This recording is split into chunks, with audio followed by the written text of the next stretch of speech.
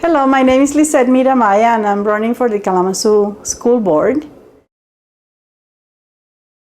I decided to run for the school board because there are packets of kids who are not really able to achieve the promise. And so I think I can be helpful in looking at that and maybe coming up with different solutions. The promise is really achieved when every child who is going through KPS graduates from school, from high school, and then goes to college or vocational school and then graduates from that. That's when the promise is achieved. And we need to remember that it's about getting jobs after school. So we have to have a real good school system that supports the kids in ways that are going to be successful for them to graduate all the way through college or vocational school. Well, I have been in Kalamazoo for over 30 years, and I have been very involved in the community since then. And I have worked particularly in mental health, and I think that bringing a different background into a school system sometimes can be good and healthy, so that you look at things maybe from a little different perspective. And I have experience in administration, and I have experience doing therapy and case management, and so I think that my background can be very helpful on the board. I do not think that any particular person has the answer. I think that this is an important question that's going to impact the whole community, and so we need to get feedback from the community. Not just the school district, the teachers, the students, the parents, and outside, those services that impact the school system too needs to be involved in the answer.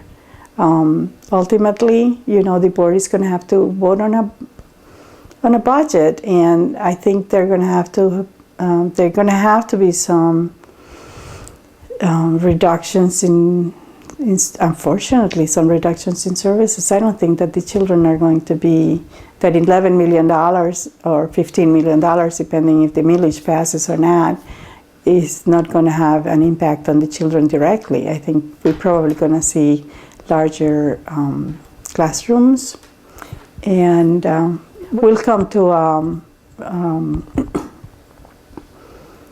a response, I think, hopeful, with a lot of feedback from the community.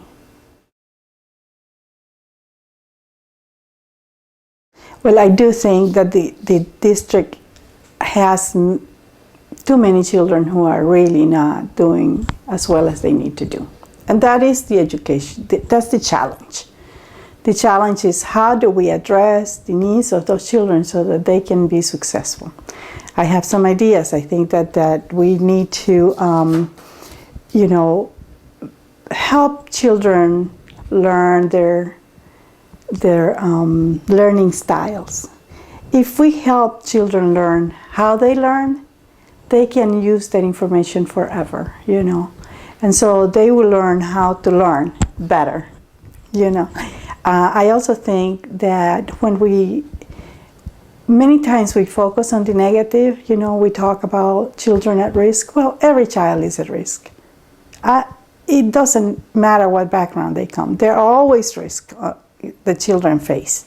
So we need to think of all students at risk, and then all students having strength that they can, if they recognize them, they can use them to build on.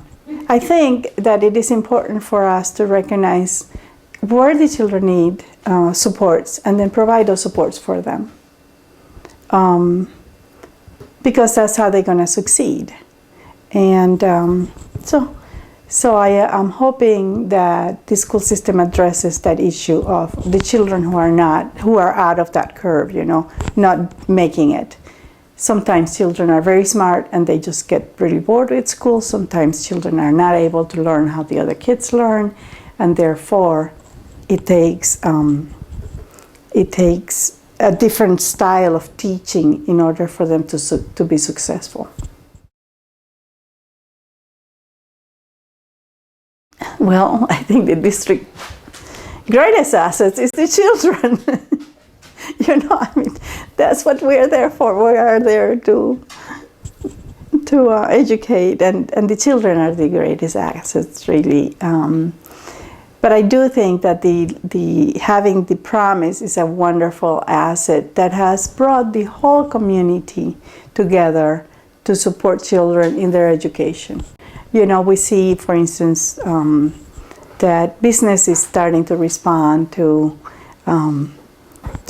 supporting education and opening the door so that the kids can understand what type of business they are. And we know that there are many mentor programs. We know that there are tutoring services. We know that there is all kinds, it's unbelievable, mental health services. So there is all kinds of supportive services out in the community that have supported that is supporting the education. But we do need to build our support services, and we need to have higher expectations of the children.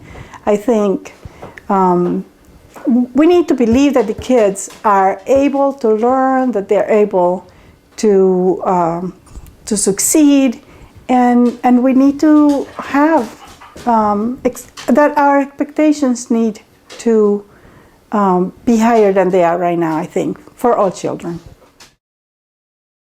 I would like to talk a little bit about the importance of connecting employment and education. Sometimes there is seems to be a disconnect between what children are learning in school and the rest of their lives. And I think we need to, as the adults in the system, need to help them understand the global economy, in a sense, in a simple but honest way, that they're going to be competing with jobs everywhere in the world. So it is important that they become the best they can be. Their education is important. It doesn't have to be boring. It can be very fun. I think that we need to also, as adults, present information in a way that engages the kids and recognize their strength and recognize the fact that they have different learning styles and that we need to address the learning styles. And the successful completion of either college or vocational school is going to impact their whole life.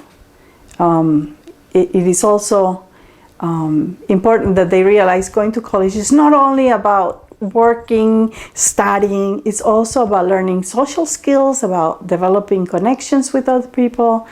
It's about making their world a lot bigger than it is when they are in high school.